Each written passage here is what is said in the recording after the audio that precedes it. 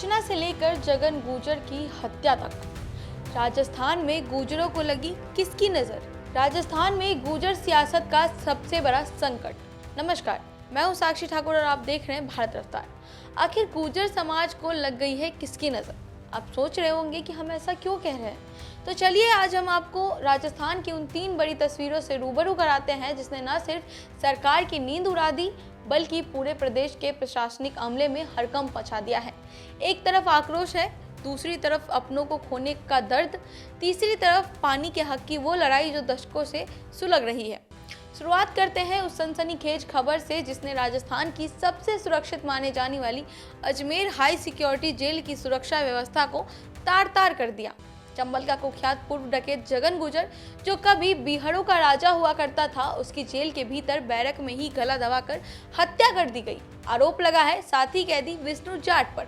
सोचिए, जिसे सूबे की सबसे सुरक्षित जेल कहा जाता है, जहां परिंदा भी पर नहीं मार सकता, वहां करीब 4 घंटे तक जगन गुर्जर की लाश बैरक में पड़ी रही और सुरक्षा कर्मियों को भनक तक नहीं लगी। इस घटना के बाद से ही गुर्जर समाज में भारी आक्रोश है। परिजनों ने शव लेने से इनकार करते हुए सीधे सीबीआई जांच की मांग करती है और जेल प्रशासन की मिलीभगत के गंभीर आरोप लगाए हैं।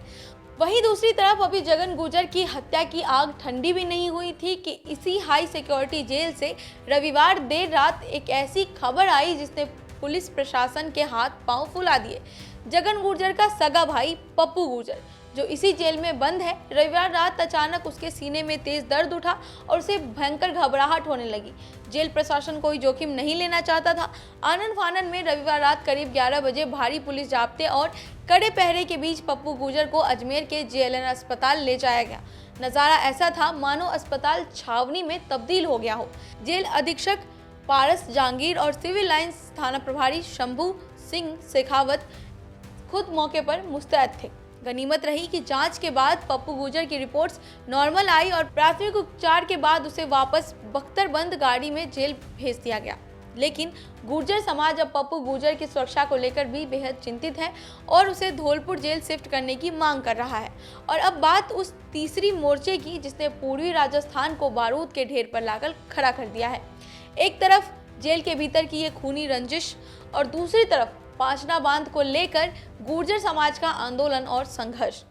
दरअसल हाई कोर्ट के आदेश के बाद प्रशासन अब पांचना बांध की नहरों में पानी छोड़ने की तैयारी कर रहा था, तो कमान एरिया के किसानों और डूब क्षेत्र के 39 गांवों के किसानों के बीच टकराव की स्थिति बन गई थी, जिस पर डूब क्षेत्र के गुर्जर समाज का कहना था कि पहला हक उनका है, उन्हें लिफ्ट नहरों से पानी मिलना चाहिए। अब इस बीच पानी तो खोल दिया गया है, लेकिन ये जो बयानबाजी की स्थिति है वो अभी भी थमती नजर नहीं आ रही है। यानी एक तरफ भाई की हत्या का इंसाफ, दूसरी तरफ दूसरे भाई की सुरक्षा की गुहार और तीसरी तरफ पानी के हक की ये आर पार की लड़ाई। राजस्थान में गुर्जर समाज इस वक्त न्याय और हकीकत के बीच संघर्ष कर रहा है।